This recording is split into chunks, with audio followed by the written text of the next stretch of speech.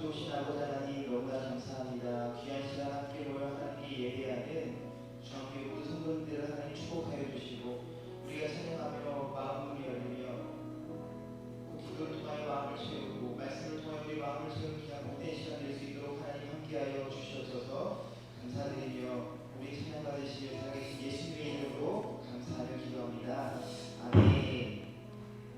우리 함께 이 시간 주없이 할 수 없네 함께 찬양하도록 하겠습니다.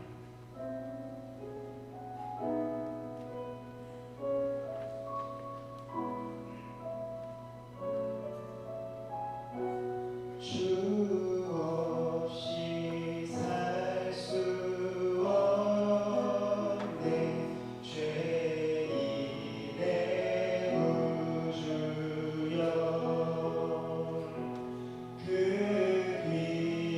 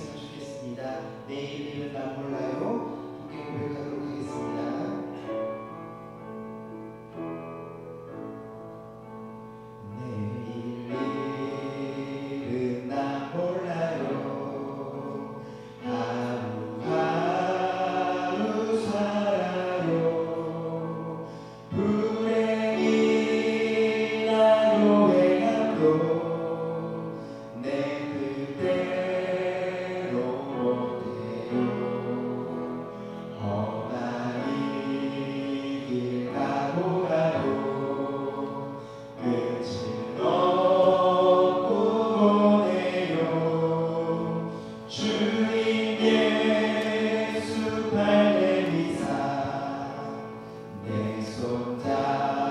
우리 2절로 고백합니다.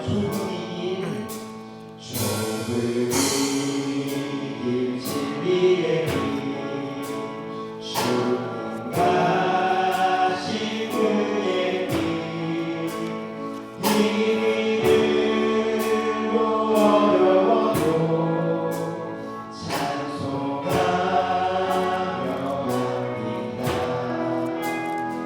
성령이 여기는 성을 항상 들려주소서. 내 마음은 정했어요. 잊지 말게 하소서. 내일은 난 몰라요. 장래일도 몰라요. 아버지여 아버지여 주신 소명 이루소서.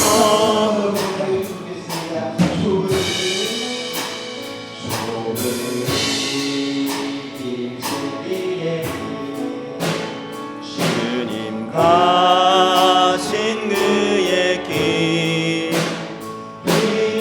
힘들고 어려워도 찬송하며 갑니다.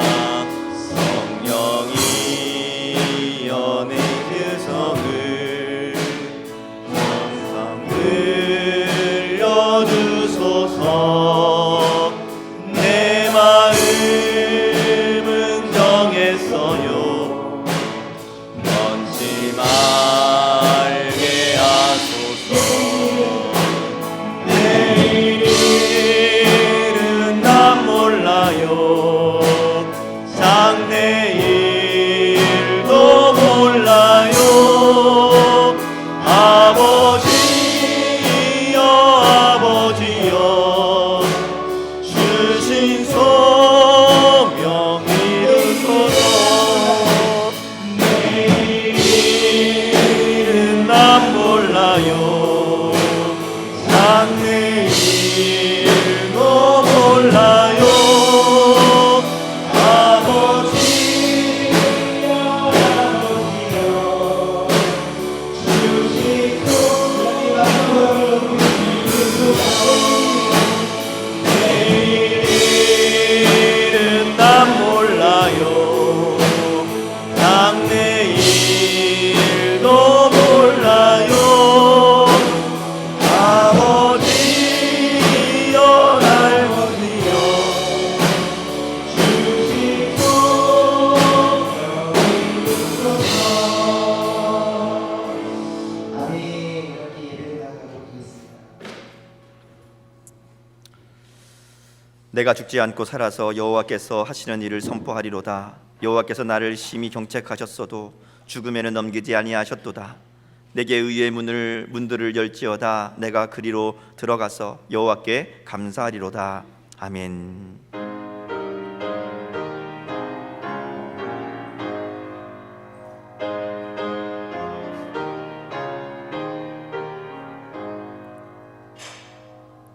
영원 무궁토록 영광을 받으실 주님, 부활의 감격 속에서 지난 한 주간을 보내게 하시고 오늘 거룩한 주일에 다시 한번 저희들을 성전으로 불러주시니 감사합니다. 죽음을 이기시고 부활하신 주님, 친히 이곳에 오셔서 저희들이 드리는 예배를 받아 주옵소서. 부활하신 후에 제자들을 만나주시고 의심하는 도마에게도 보이셨듯이 오늘 이곳에 오셔서 우리 모두에게도 부활하신 주님의 귀한 모습을 보여 주옵소서. 예배하는 이 시간 부활의 주님을 배울 때에 우리 안에 있는 걱정과 근심과 의심이 사라지게 하여 주옵소서. 예수님의 이름으로 기원하옵나이다. 아멘. 우리 다 같이 자리에 일어나셔서 찬송가 23장 함께 찬송 부르시겠습니다.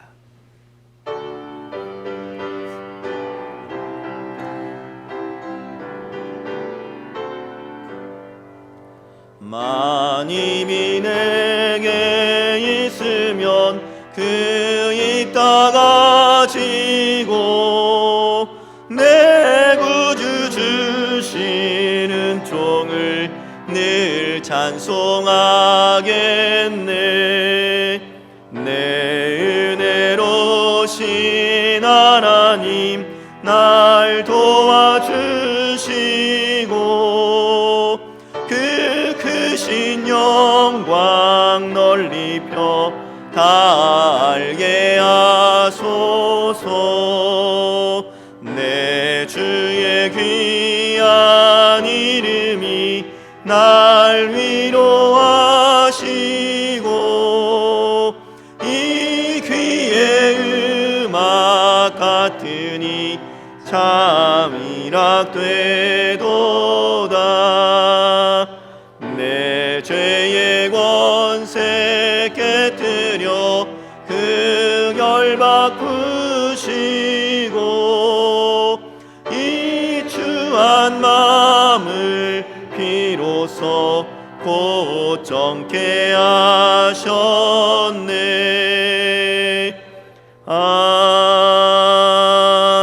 아멘. 이 시간 지난 한 주간의 삶을 돌아보며 하나님 앞에 참회의 기도 같이 올려드리기 원합니다. 하나님께서 우리 가운데 은혜를 베푸시고 우리에게 귀한 생명 주셨건만 지난 한 주간 우리들의 삶은 주님의 뜻과는 너무나 어긋나게 살았던 것을 이 시간 고백합니다. 주님, 우리에게 내가 거룩한 것 같이 너희도 거룩하라 말씀하셨는데 우리는 죄악 가운데 거하며 속되게 살았습니다. 주님은 우리에게 생명으로 인도하는 좁은 물로 들어가기를 힘쓰라 말씀하셨는데 저희들은 멸망으로 이어진 넓은 문을 좋아하며 경건한 생활을 포기한 채 먹고 마시며 육신의 쾌락을 추구하며 살았습니다. 주님 앞에 가슴을 두드리며 우리의 죄악을 내어놓고 우리의 연약함을 내어놓고 용서를 구하며 하나님의 은혜를 구하기 원합니다. 주님, 이 시간 우리 가운데 함께하여 주옵소서. 주님의 보혈을 정결케 씻어 주옵소서. 주님의 은혜로 우리를 가득 채워 주옵소서. 우리 한 목소리로 함께 참회의 기도 올려드립니다. 아버지 하나님, 은혜와 사랑을 감사합니다. 이 시간도 저희들 하나님 앞을 불러주시고 하나님의 은혜 안에 예배하게 하시니 감사합니다. 하나님, 이 시간 저희들의 삶을 돌아보니 하나님 앞에 너무나 부끄럽고 죄송한 모습으로 주님 앞에 이 시간 섰습니다. 지난 주님의 뜻과는 너무나 다르게 살았던 우리들의 연약함을 긍휼히 여겨주시고 거룩하지 못하고 주님의 뜻을 순종하지 못했던 우리의 연약함을 하나님 긍휼히 여겨주시며 주님의 보혈로 정결케 씻어주옵소서.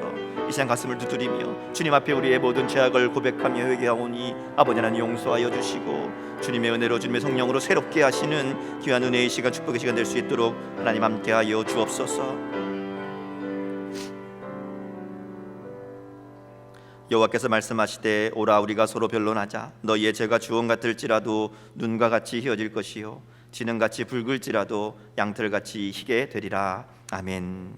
나는 전능하신 아버지 하나님 천지의 창조주를 믿습니다. 나는 그의 유일하신 아들 우리 주 예수 그리스도를 믿습니다. 그는 성령으로 잉태되어 동정녀 마리아에게서 나시고 본디오 빌라도에게 고난을 받아 십자가에 못 박혀 죽으시고 장사된 지 사흘 만에 죽은 자 가운데서 다시 살아나셨으며 하늘에 오르시어 전능하신 아버지 하나님 우편에 앉아 계시다가 거기로부터 살아있는 자와 죽은 자를 심판하러 오십니다. 나는 성령을 믿으며 거룩한 공교회와 성도의 교제와 죄를 용서받는 것과 몸의 부활과 영생을 믿습니다. 아멘. 다 자리에 앉으시겠습니다. 교독문 17번 시편 29편 말씀 함께 교독하도록 하겠습니다.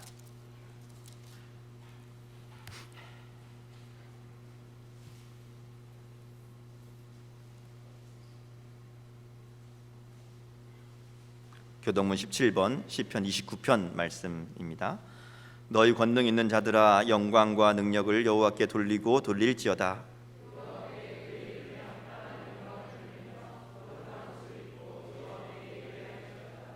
여호와의 소리가 물 위에 있도다. 영광의 하나님이 우레소리를 내시니 여호와는 많은 물 위에 계시도다.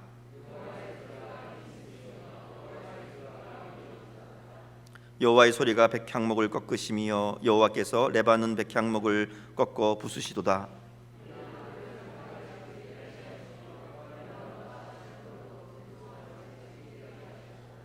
여호와의 소리가 화염을 가르시도다.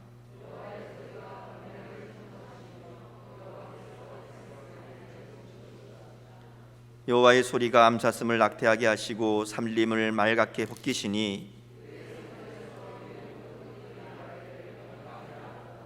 여호와께서 홍수 때에 자정하셨음이며 여호와께서 영원하도록 왕으로 자정하시도다.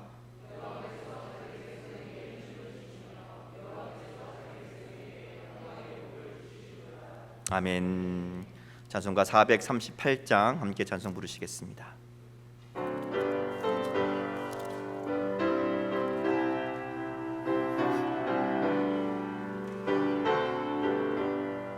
내 영혼이 은총 입어 중한 죄짐 벗고 보니 슬픔 많은 이 세상도 천국으로 와도다.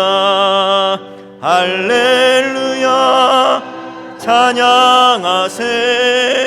내 모든 죄 사함받고 주 예수와 동행하니 그 어디나 하늘나라.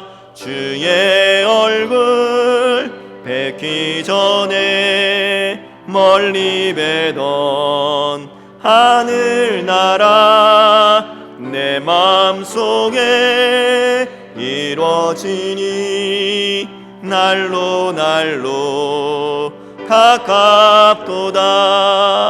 할렐루야 찬양하세. 내 모든 죄 사함받고 주 예수와 동행하니 그 어디나 하늘나라. 높은 산이 거친 들이 조막이나 큰 거리나 내 주 예수 모신 곳이 그 어디나 하늘나라. 할렐루야 찬양하세. 내 모든 죄 사함받고 주 예수와 동행하니 그 어디나 하늘나라. 아멘. 이 시간 김영명 안수 집사님 우리를 대표해서 기도 인도해 주시겠습니다. 기도하시겠습니다. 사랑과 은혜로 우리의 삶을 주관하신 하나님, 감사와 찬송으로 영광을 돌려드립니다. 지난 한 주간 지켜주셔서 주님의 날 주님 앞에 예배하게 하시니 감사합니다. 그러나 실제 살면서는 연약하고 온전하지 못하여 생활 가운데서 하나님을 잊어버리고 내 생각만 앞세워 살았음을 고백합니다.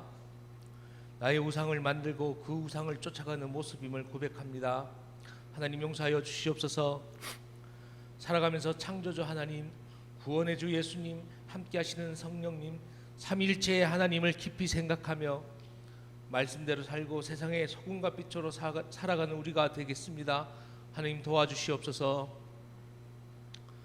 코로나19로 인해 온 나라가 어려운 가운데 있었으나 점차 안정을 되찾고 있는 것은 하나님의 도우심과 은혜입니다. 성도들이 다 함께 모여 하나님께 예배할 수 있는 그날이 속히 올 수 있도록 스스로 조심하고 하나님의 도우심을 구하며 사는 우리 모두가 되게 하여 주시옵소서. 국회의원 선거가 무사히 치러짐을 감사드립니다. 모든 것에는 하나님께로부터 말미암은 것임을 깨닫고 국민을 두려워하고 이 나라와 민족의 발전을 위해 애쓰는 국회의원들이 되기를 소원합니다. 하나님께서 사랑하시는 교회를 위해 기도합니다. 코로나19로 인하여 여러 가지 어려운 상황에 있습니다. 하나님의 도우심으로 이 위협을 극복하게 하시고 이것을 부흥과 성장의 기회로 삼는 지혜를 허락하시고 말씀 위에 토대 위에 굳게 서서 모든 성도들이 하나가 되어 교회를 위해 헌신하고 섬김과 봉사로 아름다운 공동체가 될 수 있도록 하나님 함께하여 주시옵소서. 우리 가운데 몸이 아프거나 경제적으로 고통받거나 가정의 불화로 인하여 힘들거나 믿음이 약해지는 지체들을 지켜주시고 그 개개인에게 주님께서 합당한 은혜로 그들의 기도와 소원에 응답하여 주시옵소서.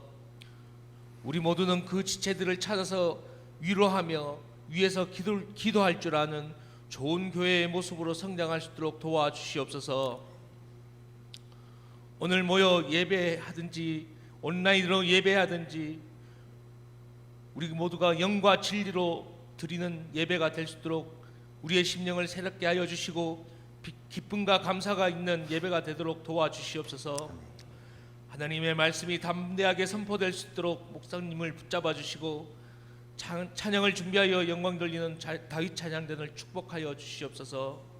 하나님 사랑합니다. 감사합니다. 예수님의 이름으로 기도합니다. 아멘.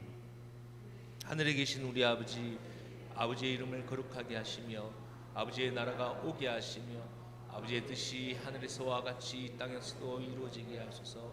오늘 우리에게 일용할 양식을 주시고 우리가 우리에게 잘못한 사람을 용서하여 준 것 같이 우리 죄를 용서하여 주시고 우리를 시험에 빠지지 않게 하시고 악에서 구하소서. 나라와 권능과 영광이 영원히 아버지의 것입니다. 아멘.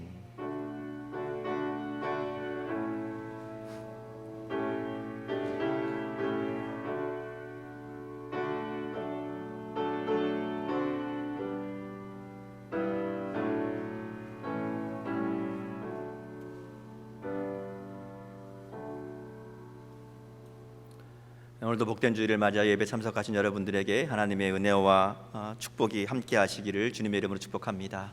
우리 옆에 있는 분들과 인사하겠습니다. 주님의 이름으로 사랑하고 축복합니다. 같이 인사하겠습니다.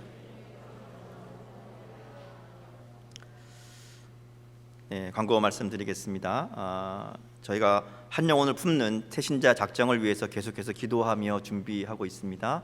올 한 해 꼭 한 영혼 이상 하나님께 전도하는 것을 목표로 기도하면서 나에게 어떤 영혼을 붙여주실지 하나님께 기도하며 내가 꼭 복음 전하기를 원하시는 그 영혼을 위해서 기도하는, 그리고 올 한 해 동안 열심히 전도하는 그런 한 해가 되기를 원합니다. 이를 위해 우리가 원래 부활절까지 작정을 마치기로 했는데 이 코로나 때문에 여러 가지가 다 연기되고 미뤄져서 조금 더 시간을 두고 기도하며 준비하려고 합니다. 하나님 앞에 기도하면서 저희가 이제 모임 예배가 좀 정상화되면 다시 태신자 작정하는 것들을 좀 말씀드릴 겁니다. 그때까지 기도하면서 하나님께 주시는 그 영혼을 위해 작정하고 또 그 영혼을 위해 기도하며 그 결심하는 그런 시간들이 되었으면 좋겠고요. 그리고 올 한 해 꼭 그 영혼 하나님 앞으로 인도하는 그런 올 한 해 될 수 있도록 우리가 함께 기도할 수 있기를 바랍니다. 코로나 바이러스 때문에 예배가 계속해서 이제 좀 우리가 중지했었는데요. 이번 주부터 새벽 예배와 주중 예배를 정상적으로 진행하려고 합니다. 새벽 예배는 지난 주간부터 이미 진행하고 있었고요. 이제 수요 예배, 금요 예배도 일상으로 이제 돌아가려고 그럽니다. 대신에 우리가 2층 본당에서 진행을 합니다. 그 동안에는 1층에서 이제 예배 드렸었는데요. 이게 넓은 장소로 해서 이렇게 띄엄띄엄 우리가 그 예방 수칙을 지키면서 넓게 앉아서 그리고 이제 예배를 진행하려고 합니다. 새벽 예배, 또 수요 예배, 금요 예배, 그동안 여러분 많이 오고 싶으셨죠? 대답이 없으세요. 오고 싶으셨죠? 네, 그 마음, 그 간절했던 마음 잊지 않으시고 나와서 함께 예배하며 기도하며 함께 교제하는 그런 은혜의 시간들이 될 수 있도록 함께 협조해 주시길 부탁드리고요. 꼭 2층 본당에서 예배 드린다는 거 기억하시고 이제 주중 예배 우리 열심으로 다시 한번 모일 수 있도록 우리의 신앙이 다시 한번 회복되는 또 그런 시간들이 될 수 있기를 바랍니다.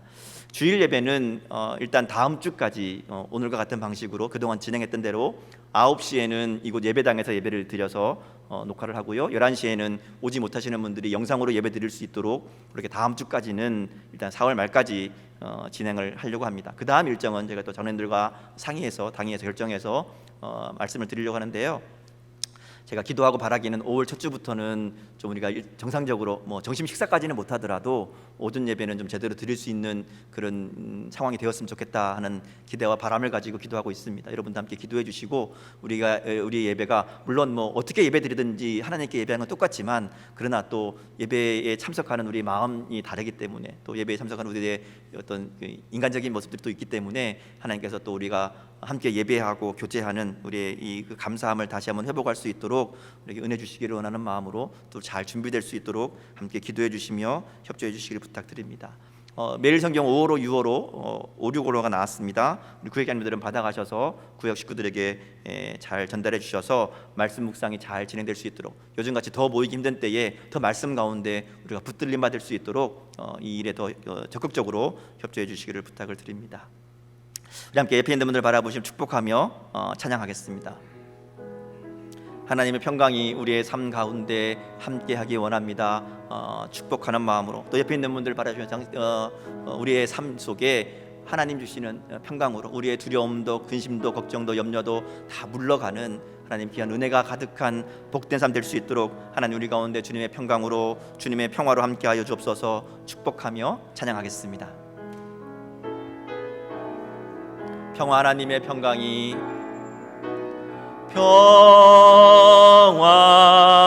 하나님의 평강이 당신의 삶에 넘쳐나기를. 하나님의 평강이 당신의 삶에 가득하기를 축복합니다. 아멘. 우리 한 번 더 찬양할 텐데요, 이번엔 우리 자녀들을 좀 축복하며 찬양했으면 좋겠습니다. 이제 뭐 함께 생활하는 자녀들도 있고요, 또 다 장성해서 이제 떠나간 자녀들도 있죠. 그들이 어느 곳에 있든지 하나님 그들 가운데 함께하여 주시고 하나님의 기쁨이 가득한 삶 될 수 있도록 축복하여 주옵소서. 우리 자녀들을 축복하는 마음으로 찬양했으면 좋겠고요. 특별히 멀리 떨어져 있거나 여러 가지 사정으로 함께하지 못하는 자녀들, 그들 가운데 하나님의 은혜를 구하며 축복했으면 좋겠습니다. 또 한 가지는 우리 함께 예배드리지 못하는 믿음의 식구들도 있습니다. 여러 가지 상황 때문에, 또 특별히 코로나 때문에 가정에서 예배드리는 우리 식구들도 있는데요, 그들 가운데도 하나님 함께하여 주옵소서. 하늘의 축복과 하나님의 평강으로 하나님의 기쁨으로 그들 가운데 함께하여 주옵소서. 축복했으면 좋겠고요. 마지막으로 하나 더는 우리의 사업과 우리 하는 일들 가운데, 직장 가운데 하나님 축복하여 주옵소서. 하나님께서 귀한 일들 주셔서 이 땅 가운데 삶을 살아가게 하셨는데 그 일이 복되게 하여 주셔서 하나님의 영광을 드러내게 하여 주시고, 또 우리의 삶이 풍요로울 수 있도록 하나님 주신 일들을 감당하기 조금 더 부족함 없도록 하나님 우리의 사업 가운데, 우리의 일 가운데, 우리 직장 가운데 함께하여 주옵소서. 그것이 우리의 기쁨이 되고 하나님의 기쁨이 되게 하옵소서. 축복하는 마음으로 함께 찬양하겠습니다. 기쁨 하나님의 기쁨이, 기쁨 하나님의 기쁨이 당신의 삶에 넘쳐나기를. 기쁨 하나님의 기쁨이 당신의 삶에 가득하기를 축복합니다. 아멘. 우리 마지막으로 한 번 더 찬양하겠습니다. 우리 계속해서 말씀드리는 대로 우리 마음에 품고 있는 한 영혼, 우리 그 영혼을 위해 축복했으면 좋겠습니다. 하나님, 나에게 정말 하나님의 생명을 살리는 이 일을 허락하여 주시고 귀한 한 영혼 붙여주셔서 나를 통해 하나님 나라가 전해지고 하나님의 복음이 전해지는 이 은혜를 허락하여 주옵소서. 그 영혼의 마음을 열어주시고 하늘의 소망이 그 가운데 임하게 하여 주셔서 그들도 우리와 같이 하나님 주시는 기쁨을 누리고 하나님 주신 사랑 가운데 살아가는 복된 삶 될 수 있도록 하나님 축복하여 주옵소서. 그 영혼을 생각하시면서 축복했으면 좋겠고요. 또 우리 이웃들, 또 우리 교회와 함께하는 이 주변의 우리 모든 사람들, 또 이 나라 이민족, 특별히 코로나 때문에 어려움 가운데 있는 많은 사람들을 생각하시면서 그들 가운데 하나님 함께하여 주옵소서. 축복하며 찬양하겠습니다. 소망 하나님의 소망이, 소망 하나님의 소망이 당신의 삶에 넘쳐나기를. 소망 하나님의 소망이 당신의 삶에 가득하기를 축복합니다. 아멘. 기도하겠습니다.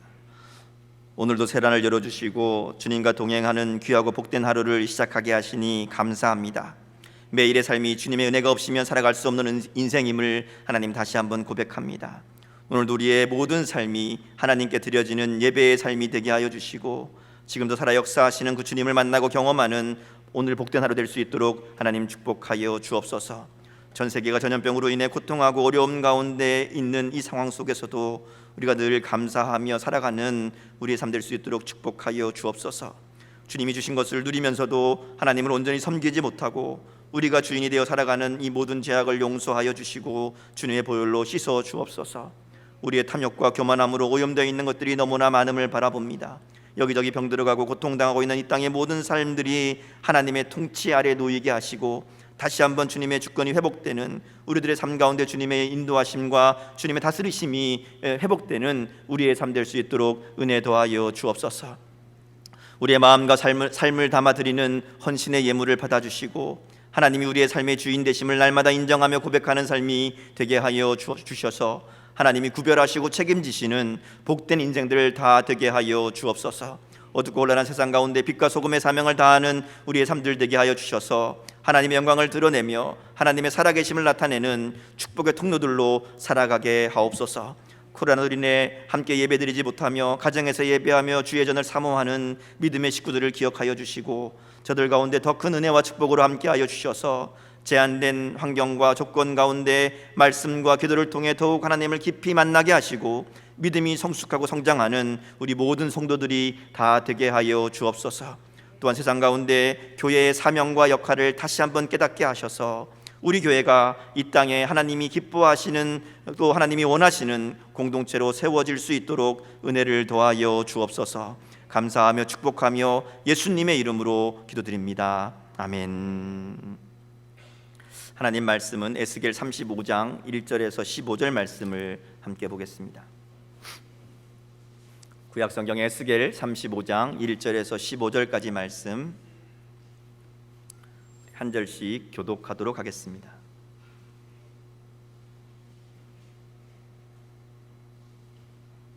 에스겔 35장 1절에서 15절 말씀입니다. 또 여호와의 말씀이 내게 임하여 이르시되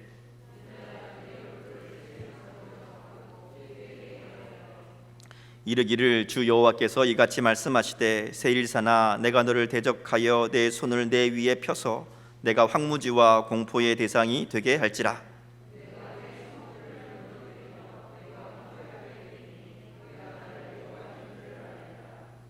내가 옛날부터 한을 품고 이스라엘 족속의 환난 때 곧 죄악의 마지막 때에 칼의 위력에 그들을 넘겼도다.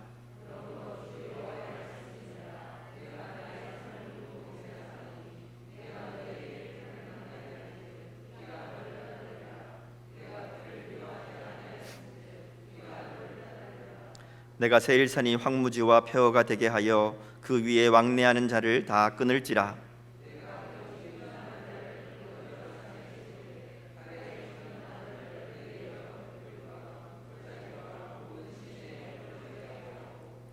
너를 영원히 황폐하게 하여 내 성읍들에 다시는 거주하는 자가 없게 하리니 내가 여호와인 줄 너희가 알리라.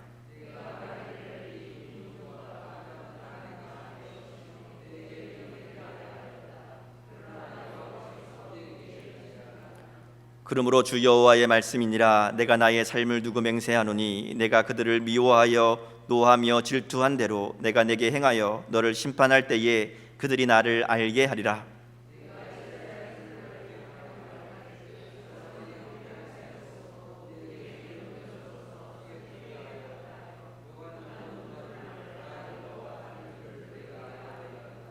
너희가 나를 대적하여 입으로 자랑하며 나를 대적하여 여러 가지로 말한 것을 내가 들었노라.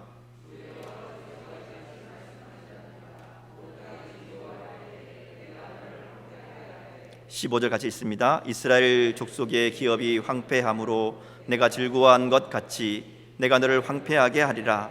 세일사나 너와 에돔 온 땅이 황폐하리니 내가 여호와인 줄을 무리가 알리라 하셨다 하라. 아멘. 화병이라고 들어보셨죠? 억울하고 분한 일이 생겼을 때에 그 스트레스를 제대로 풀지 못하고 마음에 담아두었다가 생기는 병이 화병입니다. 우라병이라고도 하는데요. 한국에만 있는 독특한 병이라고 이야기합니다. 분노와 또 슬픔과 우울한 감정들을 눌러두다가 이게 마음의 병이 몸의 병이 되는 거죠. 마음에 눌러두다가 견디지 못해서 신체적인 증상으로, 신체적인 고통으로 나타나는 병이 화병입니다.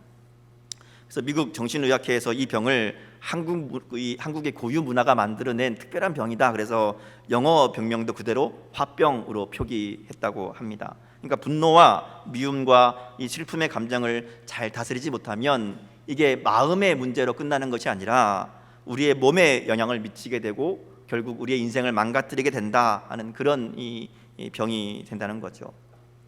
자, 그런데요, 우리나라에만 이 화병이 있는 게 아니고요, 성경에도 보면 이런 잘못된 감정이 그 운명을 바꾸는 이야기가 있습니다. 바로 오늘 우리가 읽은 에돔에 대한 말씀입니다. 오늘 말씀은 에돔에 대해서 에스겔에게 주시는 하나님의 예언의 말씀이죠. 에돔은 에서의 후손이고 이스라엘과는 형제되는 민족입니다.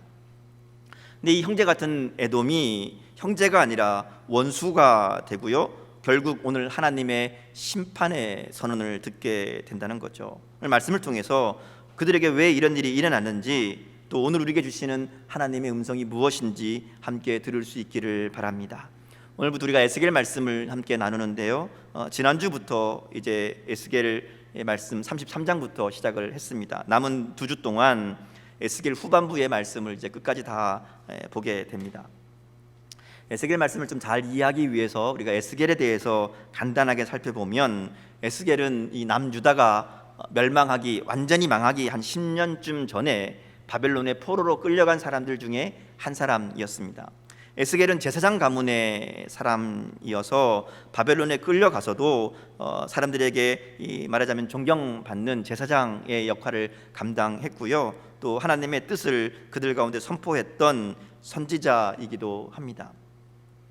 우리가 지난주 이제 월요일부터 33장 말씀부터 시작했는데, 에스겔은 크게 2가지 주제를 다루고 있습니다. 하나님의 심판의 경고와 또 회복의 약속을 다루고 있어요. 대부분의 선지자들이 비슷합니다. 하나님의 심판의 경고 그리고 회복의 약속, 이 2가지가 있는데요, 에스겔도 1장부터 32장까지는 심판의 경고의 말씀이 있고요, 33장부터 48장까지는 하나님이 주시는 회복의 약속이 있습니다. 이제 우리가 그 부분들을 좀 볼 텐데요, 특별히 33장 21절에 보면 이제 예루살렘이 완전히 멸망했다 하는 소식이 바벨론에 있던 에스겔과 또 이스라엘 백성들에게 전해집니다. 이스라엘이 멸망할 때에 바벨론에게 한 번에 멸망하는 것이 아니고 3번에 걸쳐서 이제 무너집니다. 예루살렘이 1차, 2차, 3차 이렇게 3번 함락되는데, 에스겔은 이제 초기에 처음에 무너졌을 때 바벨론으로 끌려온 거고요. 지금 바벨론의 포로로 와 있는 상태에서 이제 예루살렘이 완전히 함락되었다, 이제 나라가 완전히 없어졌다라는 얘기를 듣게 되는 것이죠. 자, 그런데 중요한 것은 이 함락 소식이 바벨론에 전해지자마자 하나님이 그 다음 주시는 말씀이 뭔가 하면 회복의 말씀이에요. 그 전까지는 야, 너희가 돌이키지 않으면 내가 심판할 것이다, 너희가 돌이키지 않으면 너희가 망할 것이다 이야기하시던 하나님이 망하자마자 말을 바꾸시는 거예요. 망한 다음에는 야, 내가 다시 회복시켜 줄게, 내가 다시 너희를 살려줄게, 내가 다시 너희를 나의 백성으로 예전의 그 일들을 다시 이루어 다시 돌아가도록 회복시켜 주겠다 하는 약속의 말씀이 바로 33장부터 이어지기 시작합니다. 그래서 34장에 보면 그 선한 목자가 되시는 예수님을 보내주셔서 우리를 푸른 초장으로 인도하시고 지키시고 보호하실 것을 약속하시는 내용이 34장에 바로 나옵니다. 36장으로 넘어가 보면 이스라엘이 받을 복을 이야기합니다. 그래서 그 땅이 회복되고 그 땅에 다시 소산이 나오고 나라가 회복되고 도시가 생기고 뿐만 아니라 이스라엘 백성들을 정결하게 만들어서 하나님의 백성으로 다시 회복시켜 주실 것이다, 이 얘기가 쭉 이어지게 된다는 거죠. 그리고 이어지는 말씀이 이제 우리가 잘 아는 마른 뼈가 살아나는 환상이 37장부터 나오게 되고요, 또 성전 구석구석을 보여주시면서 회복의 약속들을 이스라엘에게 주시는 그 환상들이 쭉 이어집니다. 결국 에스겔을 통해 하나님은 이제 완전히 멸망당한 예루살렘과 이스라엘의 회복을 약속하시는 말씀을 주시는 거예요. 자, 그런데 여기에 중요한 것이 오늘 본문입니다. 이렇게 회복의 약속들로 내가 다시 고쳐주겠다, 다시 살려주겠다, 다시 세워주겠다, 다시 너희를 불러주겠다, 돌아가게 하겠다 약속을 계속 하시는 내용 중에 35장이 들어와 있습니다. 35장은 에돔에 대한 심판의 예언입니다. 그러니까 34장에서 바로 36장으로 넘어가도 사실 내용상에 아무런 문제가 없습니다. 오히려 35장이 없는 게 더 자연스럽게 이야기가 이어진다는 것이죠. 그러니까 어울리지 않는 이야기가 35장에 들어와 있습니다. 더구나 이 에돔에 대한 심판은 이미 앞부분에 25장에서 한번 했었어요. 25장에 보면 이제 그 내용들을 쭉 읽으면 하나님께서 이스라엘에 대해서 그들의 이 범죄를 죄악을 이야기하시면서 내가 너희를 심판하겠다, 그걸로 끝나는 것이 아니라 이방 나라들, 다른 나라들에 대한 심판도 쭉 이야기하거든요. 그 중에 에돔도 있었어요. 그러니까 에돔에 대한 심판은 이미 한번 말씀하신 거거든요. 근데 지금 다시 에돔만 떼어다가 회복의 이야기를 막 하시다 말고 갑자기 에돔에 대한 심판을 한 번 더 이야기하고 있다는 거죠. 왜 하나님께서 에스겔에게 이 에돔의 심판을 지금 이 순간 말씀하실까 하는 거죠. 그러니까 성경을 읽을 때에 좀 이상하거나 흐름이 맞지 않으면 잘 봐야 돼요. 여기엔 특별한 의미가 담겨 있거든요. 특별히 예언서 말씀을 읽을 때에는 우리가 기억할 게 있어요. 이 예언서 말씀은 듣는 대상이 정해져 있는 말씀입니다.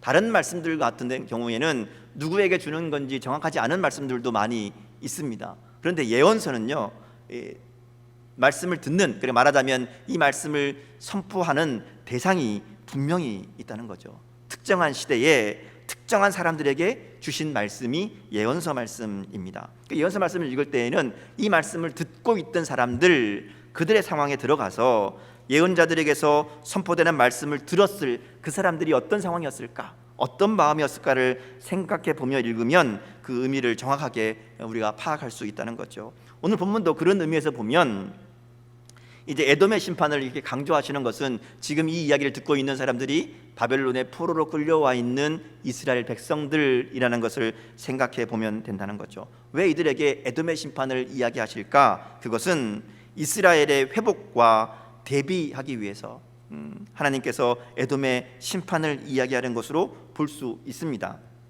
하나님이 심판을 받아서 멸망할 에돔과 하나님의 은혜로 회복될 이스라엘을 이제 비교하기 위해서, 대조하기 위해서라는 거죠. 특별히 이 에돔은 예루살렘이 멸망당할 때에, 그 바벨론이 무너질 때에 이스라엘의 형제이면서도 불구하고 그들을 돕기는커녕 오히려 바벨론에 붙어가지고 이스라엘을 괴롭혔던 사람들이거든요. 그러니까 바벨론이 지금 포로로 끌려와 있고 예루살렘이 무너진 소식을 다 듣고 있던 이스라엘 백성들은 이 이야기를 다 들었을 거라는 거예요. 에돔이 글쎄 우리를 다 괴롭혔다더라, 예루살렘에서 도망치는 사람들 다 잡아다가 죽였다더라. 그래서 그동안 그러지 않아도 감정이 좋지 않은 그런 사이였는데 이 에돔의 이야기를 들으며 더 분노가 들끓었을 거라는 거죠. 그들에게 에돔의 심판에 대한 얘기는 가령 그렇지, 하나님이 그들을 그냥 두실 리가 없지, 이런 마음으로 아마 더 듣게 되고요. 또 에스겔은 그래서 하나님의 심판을 더 확실하게 선언하면서 하나님이 그냥 두지 않으신다, 하나님 백성들 괴롭힌 자들 용서하지 않으신다, 이런 의미로 그들 가운데 하나님의 섭리와 주권을 강조했다, 이렇게 우리가 읽을 수 있습니다. 그런데요, 요거는 반만 맞는 거예요. 자, 그런데 우리가 이 얘기를 가만히 생각해 보면 한 가지 의문이 생긴다는 거죠. 왜냐하면 이 에돔이라는 민족이 하나님이 처음부터 멸망당에 마땅할 대상으로 생각하지 않으셨다 하는 겁니다. 우리는 흔히 착각하는 게 있어요. 이스라엘 백성들을 생각하며 우리도 선택받은 민족, 우리도 선택받은 사람이라고 생각합니다. 그래서 우리는 하나님이 용서하시고 우리는 하나님이 사랑해 주시지만 그 외에 다른 사람들은 하나님이 심판하시고 저주하신다고 생각한다는 거죠. 아니에요. 하나님은 우리만 선택한 게 아닙니다. 하나님에게는 모든 사람들이 다 하나님의 백성이 될 사람들인 거죠. 그래서 전도하는 거잖아요. 그들은 내버린 사람들이 아닙니다. 에돔도 마찬가지였어요. 에돔이 하나님께서 에서와 야곱 중에 야곱만 선택하고 에서는 버렸냐? 그렇지 않습니다. 이스라엘과 에돔의 이야기가 에서와 야곱으로 이어가죠. 창세기에 보면 야곱과 에서가 다시 만난 다음에 야곱은 베델을 거쳐서 헤브론으로 또 브엘세바로 그리고 나중에 애굽으로 내려갑니다. 그 그 사이에 에서는 세일이라는 곳에 자리를 잡고요. 그 세일에서 에돔 왕국을 이루게 됩니다. 나중에 이스라엘 백성들이 출애굽하죠. 그리고 그곳을 지나가게 됩니다. 신명기 2장 5절에 보면 그때의 상황을 하나님이 이렇게 얘기합니다. 세일산을 중심으로 이 에돔이 나라를 세우고 에돔 왕국을 이룬 것은 전적으로 하나님의 섭리이다. 하나님이 허락하시는 것이다. 이렇게 말씀합니다. 그래서 이스라엘 백성들이 그 땅을 지나갈 때에 너희 에돔 땅에 한 발자국도 너희 것이 아니다. 이렇게 말씀합니다. 그 땅을 놓고 에서의 후손과 다투지 말라고, 그것은 에서에게 기업으로 주셨다 말씀하신다는 거죠. 그러니까 에서도 에돔도 하나님이 아끼시던 아브라함의 자손이라는 말입니다. 자, 그런데 오늘 말씀에 보면 그런 에돔에 대해서 두 번이나 강하게 심판과 멸망을 선언하시는 하나님의 음성을 듣게 된다는 것이죠. 그럼 도대체 왜 이것을 에스겔을 통해 바벨론에 잡혀와 있던 이스라엘 백성들에게 이렇게 듣게 하시는 것일까? 이것은 단순히 에돔이 선택받은 민족이 아니기 때문에, 혹은 에돔이 죄가 있어서 하나님이 심판하신다, 이게 아닙니다. 이스라엘도 죄가 있는 건 마찬가지였거든요. 똑같이 심판받아 마땅합니다. 그리고 이스라엘이 아니라 에돔이기 때문에 심판하신다는 것은 더더군다나 말이 안 된다는 것이죠. 이것은 이스라엘이냐 에돔이냐가 중요한 것이 아니라 에돔과 같은 삶을 하나님이 심판하신다는 것을 알게 하려는 겁니다. 에돔과 같이 하나님 앞에 올바로 서지 않으면 이스라엘도 심판받을 수밖에 없음을, 멸망당할 수밖에 없음을 말씀하시는 거예요.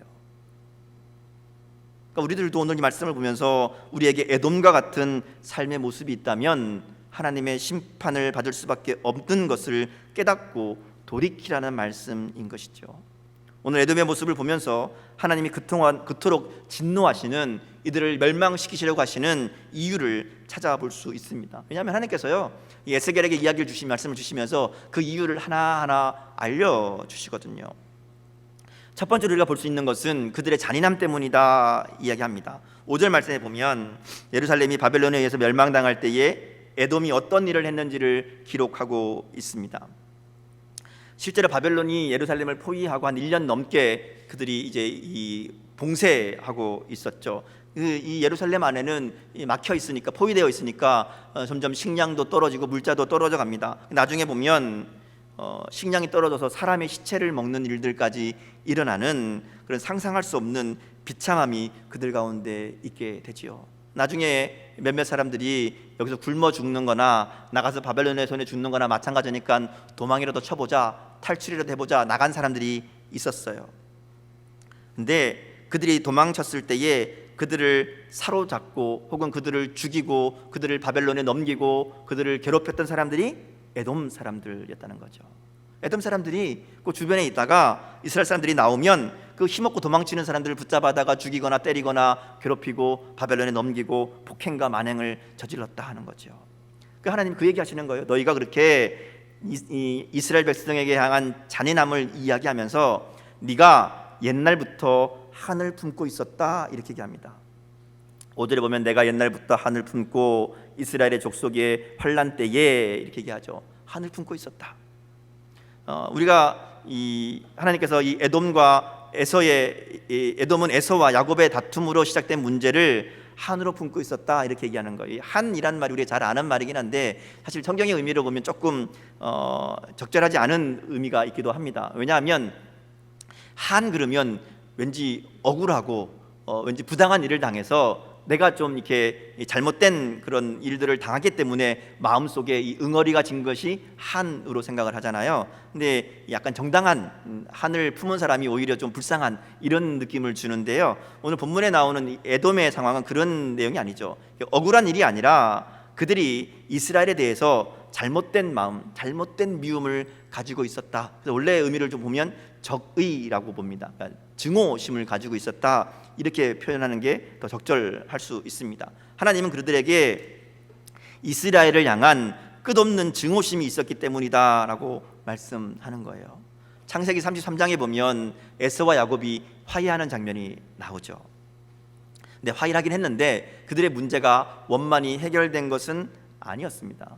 화기하긴 했는데 어차피 서로 따로 떨어져 살게 되었고요. 그러는 과정 속에 에서의 후손 이 에돔은 마음속에 이 미움과 증오를 품고 있었다 하는 거죠. 그래서 한을 품었다, 하나님 이렇게 말씀하시는 거예요. 그리고 그 복수심으로 지금 바벨론의 편에 서서 기회가 왔을 때에 이스라엘을 괴롭히고 그들을 말하자면 그들 가운데 복수의 칼을 휘두르고 있다 하는 거죠. 하나님이 이것을 지적하는 겁니다. 특별히 에돔의 멸망을 예언하고 있는 또 다른 예언자인 오바다 말씀을 보면요, 에돔은 하나님의 뜻을 인정하지 않고 오랜 세월 동안 이스라엘을 옆에서 계속해서 괴롭힌 것으로 이야기합니다. 하나님께서는 이삭을 통해 야곱을 축복하셨지만 에서에게도 그에 합당한 기업을 주셨다는 거죠. 에서는 에서대로, 야곱은 야곱대로 하나님이 나라를 이루게 하시고 축복해 주신 거예요. 그런데 그 에돔은 하나님의 주권을 인정하지 않고 자기가 잃은 것, 자기가 빼앗긴다고 생각한 것, 자기가 손해본 것, 그것만 생각하고 그걸 마음에 품고 있었다는 겁니다. 그리고 그 마음으로 이스라엘을 계속해서 미워하고 증오하고 그리고 괴롭히고 복수하려고 하고 있었다는 거죠. 하나님 지금 이 에돔에 대해서 심판을 선언하시는 겁니다. 네가 한을 품고 이스라엘에게 복수하려고 한 그 마음, 그것 때문에 내가 너를 심판한다 말씀하시는 거예요. 제가 설교 시작하면서 화병에 대해서 말씀드렸죠. 화병은 자기의 이 몸을 상하게 하기도 하지만 성경적으로 보면 하나님의 주권을 인정하지 않는 마음이라고 할 수 있습니다. 물론 억울하고 부당한 상황을 만나기도 합니다. 또 이유 없는 고난을 당하기도 하고요. 또 주체할 수 없는 분노와 해결할 수 없는 답답한 상황이 우리 가운데 있을 수도 있습니다. 자, 그런데요, 우리가 꼭 기억할 것은 그것도 하나님의 주권과 섭리 아래 있는 일이라는 거예요. 때로는 내 욕심으로, 때로는 다른 사람의 욕심과 잘못된 결정으로 내가 손해를 보기도 하지만 그건 역시 하나님의 허락하심 아래 있음을 믿음으로 볼 수 있어야 된다는 거죠. 그래서 내가 아니라 하나님께서 해결해 주시고 하나님께서 갚아 주시기를 구해야 됩니다. 이것이 해결책이라는 거예요. 에돔은 자기 마음속에 있는 이 분노와 미움과 질투를 한으로 품고 있었습니다. 그리고 그 한으로 잔인하게 이스라엘에게 칼을 휘둘렀고 하나님이 이것을 보시고 내가 너를 무너뜨리고 황폐하게 만들겠다 선언하고 계신다는 것이죠. 오늘 우리들도 미움과 분노와 한을 품고 있으면 안 됩니다. 화내지 말란 얘기가 아니에요. 분노하지 말란 얘기가 아닙니다. 화낼 수 있고 슬퍼할 수 있고 아파할 수 있고 상처가 있을 수 있습니다. 그런데 그런 상황 가운데 하나님의 주권을 인정할 수 있어야 된다는 거죠. 그리고 하나님께 맡기고 하나님이 해결하시는 삶이 되도록 하나님께 구하는 지혜가 있어야 된다는 겁니다. 그것이 한이 되고 증오가 되고 적개심이 되고 결국 내 방법으로 복수하려고 하면 그것이 나를 망치는 삶이 된다는 것이죠. 화병이 나게 되고요, 나도 망하게 되고 이웃도 망하는 최악의 결과를 가져오게 된다는 것입니다. 그러기에 우리의 마음을 돌아보고 풀리지 않은 감정들이 우리 가운데 아직도 남아있다면 하나님 앞에서 풀 수 있기를 바랍니다. 하나님께 맡기고 하나님께 기도하고 하나님의 도우심을 구하고 하나님 앞에 온전히 올려드릴 때 우리 마음속에 있던 이 나쁜 감정들, 나쁜 한들이 풀어지게 될 줄 믿습니다. 두 번째로 에돔에게서 발견되는 심판의 이유는 그들의 욕심 때문이라고 이야기합니다. 우리 10절 말씀 같이 한번 읽어볼까요? 10절 말씀 읽겠습니다. 자, 시작. 내가 말하기를 이 두 민족과 두 땅은 다 내 것이며 내 기업이 되리라 하였도다. 그러나 여호와께서 거기 계셨느니라. 아멘. 자, 에돔이 하는 얘기예요. 에돔이 뭐라 그런가 하면 이스라엘과 유다 이 땅을 자신의 것으로 만들려는 욕심을 품고 이런 일을 저질렀다 하는 겁니다. 그러니까 바벨론 사람들에게 환심을 사서 이 가나안 땅, 그 땅을 차지하겠다는 욕심으로 바벨론 군대를 대신해서 온갖 만행을 저지르고 있었다 하는 거죠. 그럼 가나안 땅은 하나님이 이스라엘 백성에게, 그러니까 야곱에게 주신 땅이지요. 그런데 욕심으로 하나님의 뜻을 거역하고 자기에게 주신 것에 만족하지 않습니다. 그래서 하나님은 그들이 욕심으로 이스라엘의 것을 노리고 그들을 미워하고 질투했다 이렇게 말씀하시는 거예요. 하나님이 허락하신 것에 만족하지 못하고 욕심으로 질투하고 미워하며 이스라엘이 무너지면 그 땅을 내가 차지하겠다 이렇게 마음먹고 바벨론에게 붙었지만 하나님은 오히려 그 일을 가지고 그들을 심판하신다 말씀합니다. 왜냐하면 이것은 하나님의 뜻에 정면으로 대적하는 일이기 때문에 그래요. 그래서 하나님께서 15절에 보면 그들에게 주신 것도 빼앗기게 될 것이다 이렇게 말씀한다는 것이죠. 우리 가운데 욕심이 자리 잡게 되면요, 욕심의 마음을 빼앗기게 되면 가장 먼저 나타나는 현상이 뭔가 하면 만족하지 못하는 겁니다. 만족하지 못해요. 우리가 남의 떡이 커 보인다 그러잖아요. 내 것보다 남의 게 커 보입니다. 욕심이 나의 삶의 주도권을 갖게 되면 항상 불만과 불평이 나오게 되고요, 비교하게 되고요, 내 것이 아닌 것에 관심을 가지게 됩니다. 그리고 그것을 내 것으로 만들려고 계획하고 준비하고 행동하게 된다는 거죠. 그러면 그 과정에서 이웃도 해치고 하나님 앞에서도 범죄하게 되는 우리의 삶이 된다는 겁니다. 구약 성경에 나오는 아합이 욕심 부리다가 하나님의 심판을 받은 아주 좋은 예가 됩니다. 우리 아합은 흔히 우상 숭배한 사람으로 원래 처음부터 나쁜 놈이다 이렇게 생각하고 있지만요, 사실 아합이 하나님의 심판을 받게 되는 결정적인 계기가 있어요. 그게 뭔가 하면 나봇의 포도원을 빼앗는 사건입니다. 그는 모든 것을 다 가진 왕이었지만 이 나봇이 가지고 있던 포도밭에 욕심이 생기기 시작합니다. 하나님이 세우신 율법으로 그것을 가지지 못하게 막아 놓은 건데 불구하고 아합과 이세벨은 이 욕심 앞에 하나님의 뜻도 중요하지 않습니다. 이세벨이 음모를 꾸며서 나봇을 죽이고요, 그 땅을 빼앗습니다. 하나님께서 이것을 보시고 이건 나에게 정면으로 대적한 것이다. 그래서 그와 그의 가정을 심판하게 된다는 것이죠. 하나님의 사람이었던 다윗도 욕심 때문에 큰 죄를 지었던 것을 우리가 보게 되죠. 부하의 아내였던 밧세바에 대한 욕심 때문에 그의 인생은 하나님의 심판으로 엄청난 고난과 문제들을 겪게 된 것을 우리가 알고 있습니다. 그래서 우리 가운데 이 욕심을 어떻게 잘 다스리고 절제할 것인가가 굉장히 중요한 문제라는 거죠. 그런 면에서 잠언 30장에 나오는 아굴의 기도는 우리가 어떻게 기도하고 어떻게 살아야 하는지 좋은 지침을 우리에게 보여줍니다. 잠언 30장 7절에서 9절에 보면 이렇게 아굴이 기도하거든요. 내가 두 가지 일을 주께 구하였사오니 내가 죽기 전에 내게 거절하지 마옵소서. 곧 헛된 것과 거짓말을 내게서 멀리 하옵소서. 나를 가난하게도 마옵시고 부하게도 마옵시고 오직 필요한 양식으로 나를 먹이시옵소서. 혹 내가 배불러서 하나님을 모른다 여호와가 누구냐 할까 하오며 혹 내가 가난하여 도둑질하고 내 하나님의 이름을 욕되게 할까 두려워함이니이다. 이렇게 기도합니다.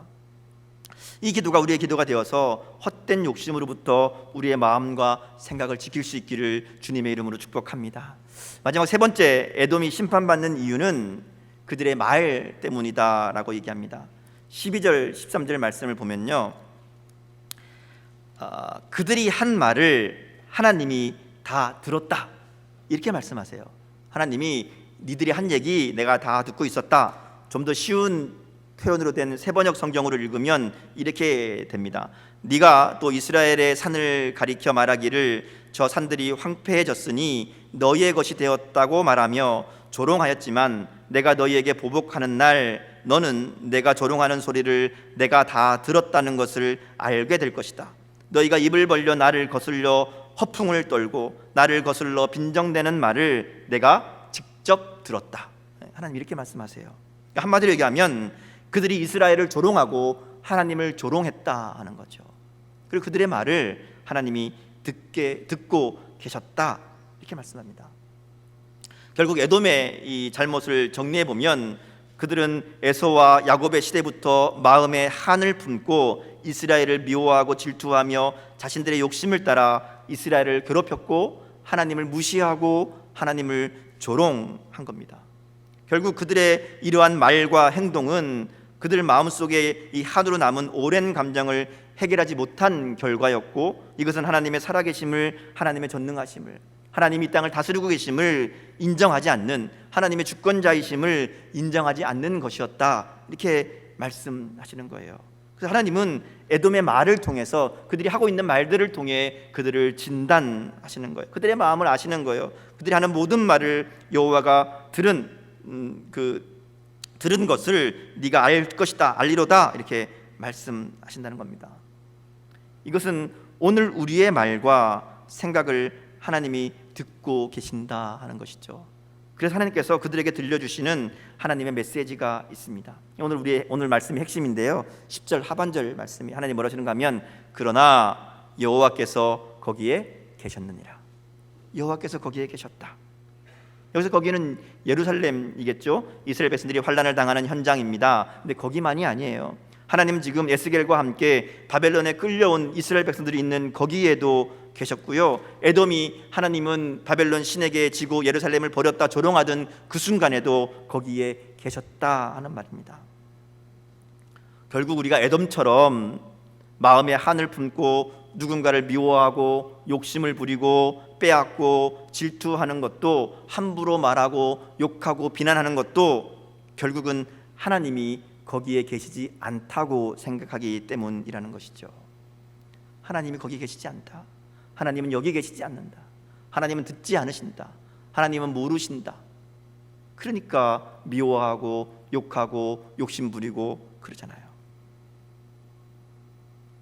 하나님이 내 삶의 자리에, 하나님이 지금 내 앞에 계심을 믿지 않으니까, 하나님이 지금 나의 마음과 나의 생각을 보고 계신다는 것을 믿지 않으니까 우리에게 에돔과 같은 잘못들이 있는 것은 아닌가 하는 것이죠.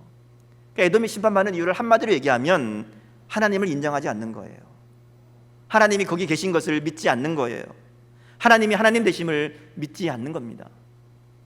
하나님을 하나님으로 인정하지 않는 자에게 남은 것은 하나님의 심판밖에 없다는 거죠. 하나님 뭐라 그래요? 내가 너를 심판해서 내가 하나님인 것을 네가 알게 하겠다 말씀하시는 거예요. 그리고 오늘 말씀 앞에 우리의 모습을, 우리의 삶을 돌아볼 수 있기를 원합니다. 하나님을 믿는다고 하면서 우리에게는 에돔과 같은 불신앙의 삶을 살고 있는 것은 아닌지, 여전히 우리 마음속에 미움이 있고 질투가 있고 다툼이 있고 욕심이 있고 비난의 말들, 저주의 말들, 악한 말들이 우리 입에 있는 것은 아닌가 하는 것이죠. 내 삶의 주인은 하나님이십니다. 내 삶은 하나님이 다스리십니다.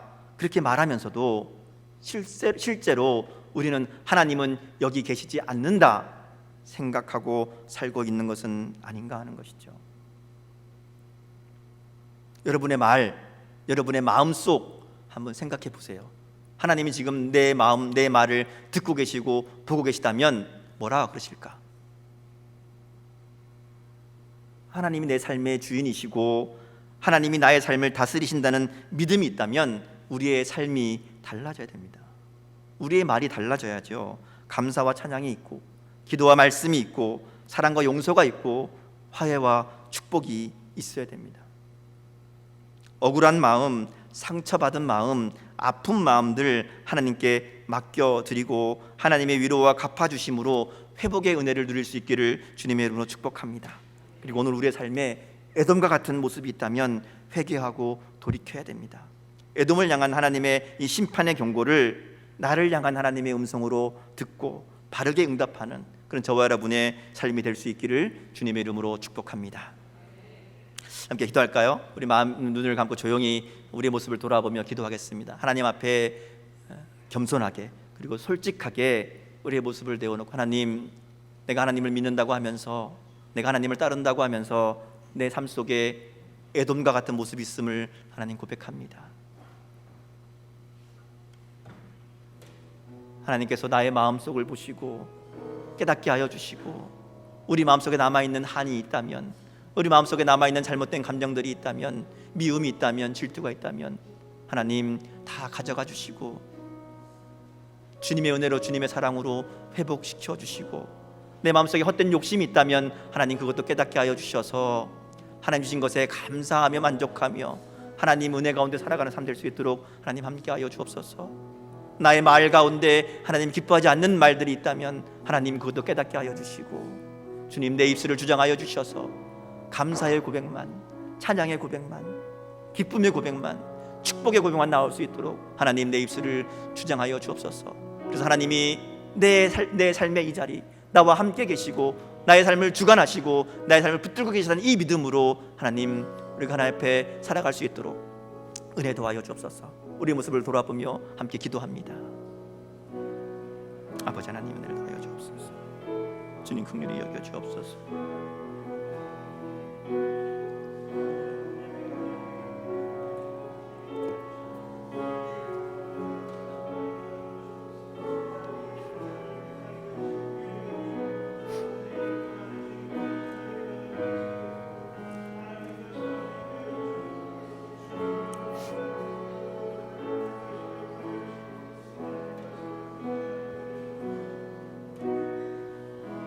우리 다 함께 일어나셔서 함께 찬양하겠습니다.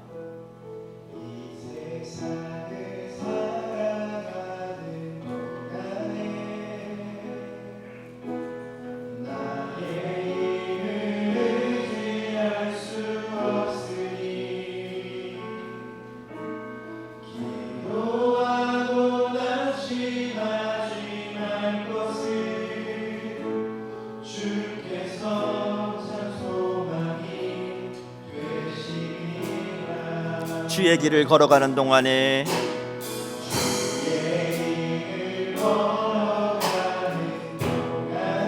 세상에 것 의지할 수 없으니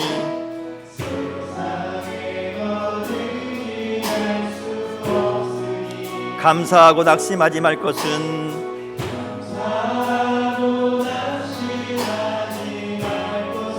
주께서 참 기쁨이 되시니라.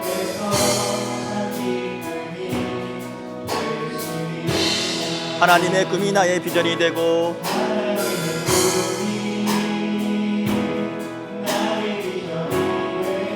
예수님의 성품이 나의 인격이 되고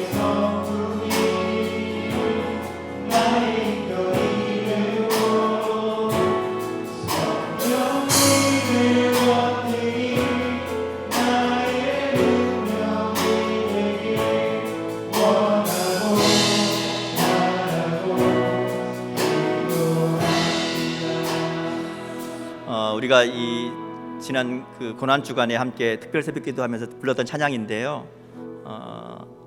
우리가 이 땅을 살아가면서 정말 우리의 삶을 돌아보면 할 수 있는 고백이 이거밖에 없는 것 같습니다. 우리의 약함을 내어놓고 하나님의 은혜를 구하고 하나님 오늘도 내 삶이 정말 주님의 은혜로 채워지는 하나님의 꿈이 나의 비전이 되고 예수님의 성품이 나의 인격이 되고 성령님의 권능이 나의 능력이 되는 주님 내가 그런 삶을 살아갈 수 있도록 은혜 도와여 주옵소서. 원하고 바라고 기도합니다. 이 고백이 우리의 고백 될 수 있기를 원합니다. 우리의 삶, 우리의 모습 돌아보면 늘 연약하고 없어갈 수밖에 없지요. 그러기에 하나님의 은혜를 구하고 하나님 오늘도 나의 삶을 붙들어 주옵소서. 오늘도 하나님 나의 주인 되심을 내가 고백하며 인정하며 살아갈 수 있도록 은혜 도와여 주옵소서. 우리는 다시 한번 고백하는 마음으로 함께 찬양하겠습니다. 이 세상을 살아가는 동안에 이 세상을 살아가는 동안에 나의 힘을 의지할 수 없으니 기도하고 낙심하지 말 것은 주께서 참 소망이 되심이. 주의 길을 걸어가는 동안에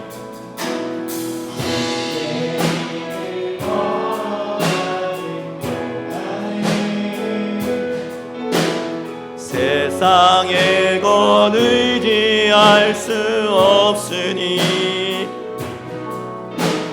감사하고 낙심하지 말 것은 주께서 참 기쁨이 되심이라. 하나님의 꿈이 나의 비전이 되고 예수님의 성품이 나의 인격이 되고 성령님의 권능이 나의 능력이 되길 원하고 바라고 하나님의 꿈이 나의 비전이 되고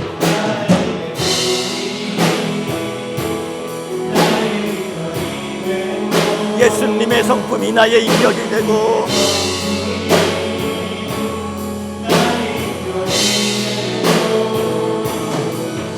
성령님의 권능이 나의 능력이 되길 원하고 바라고 기도합니다.